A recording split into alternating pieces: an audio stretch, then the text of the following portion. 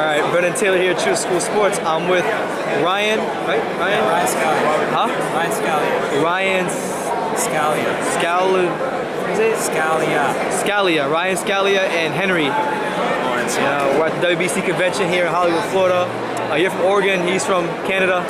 So guys, a lot of stuff going on in the boxing world. What do you guys had a chance to watch the Joshua card yesterday? What was your overall take on like Joshua's performance in the ring? Well, I mean, it was a mismatch just like everybody thought it was going to be.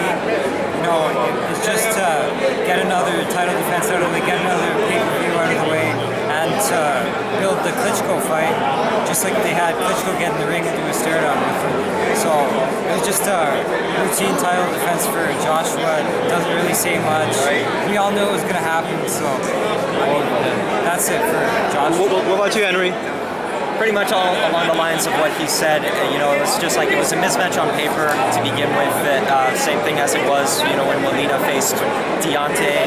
You know, there was you know, they'll live off the moment. You know, when he momentarily rocked Wilder, which, you know, that was also a mismatch. And you know, Areola knocked out Molina in one round, so we already knew what was going to happen. But what stole the show, you know, I don't.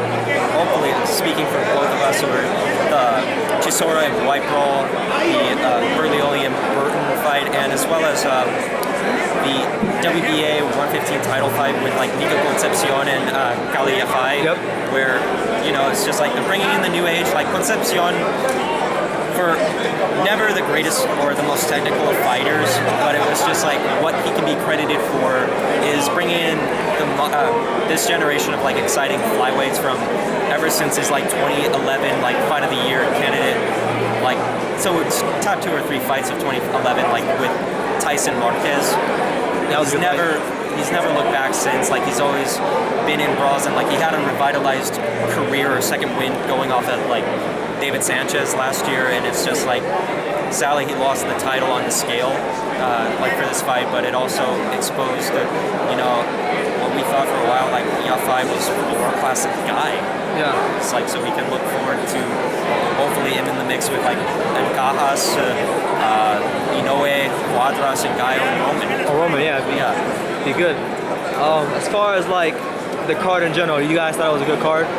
Oh yeah, because Chisora White was one of the best heavyweight fights in years, and I didn't get a chance to watch it. It was really good. It was really good. It was a slugfest. And Burton versus Buglioni was another really good fight with a dramatic ending. So and Scott Quinn got a nice stoppage.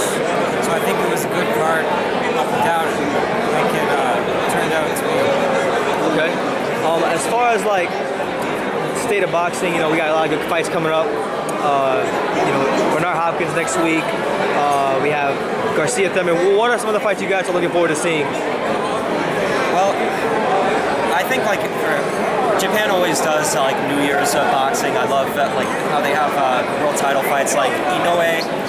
You have Akira Yaegashi, who's now, you know, sort of like on the tail end of his career, but is still like he's a title holder, 3-time world champion. He's in his 3rd division, and he's going off against Smarlak Kokye Tim, who Inoue beat like 2 years ago. Yeah. And you also have guys like Taguchi, who's taking on Fuentes for his 108 title. Like, so there's, as well as the rematch between Jujiro Morales and Uchiyama. That certainly was one of the upsets of the year. But I think like the part that's like the date that I'm looking forward to the most is January 28th, where you have the double.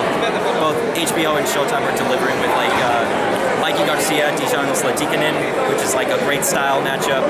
And then you have the rematch, of course, with Carl Frampton and Leo Santa Cruz. You have, that's on the Showtime side, but like to counter it, and you know, obviously like the viewers, whatever network is going to be bothered by like whatever views, but you have Takashi Miura going up against perennial 130-pound guy like Miguel Roman from Spain, who's like, the record is one of the most deceiving, where he also had like a fight of the year candidate with Geiner.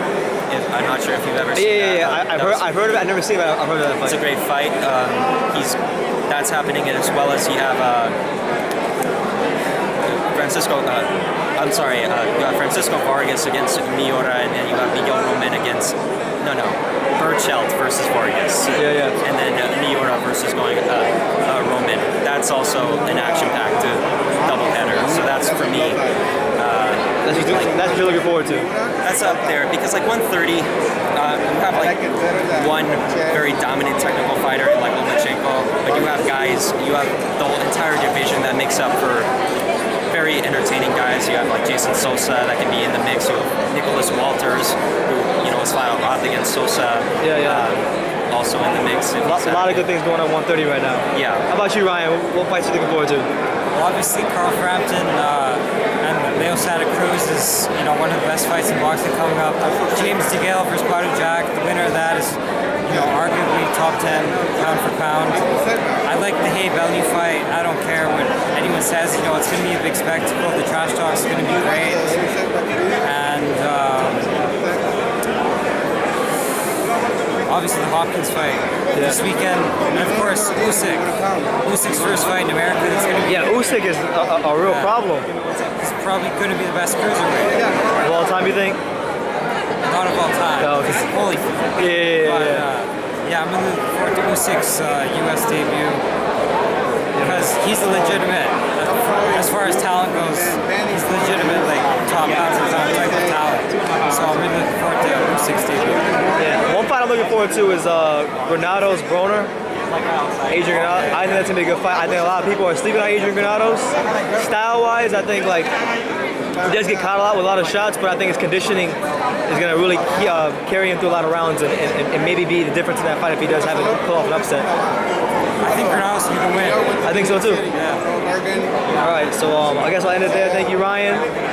Thank you, Sam. For all these guys, with UCN. Yeah. Boxing Monthly, UCN. UCN, Boxing Monthly, everywhere. Ryan Scala, right? Scala. Ryan Scala and Henry Lawrence.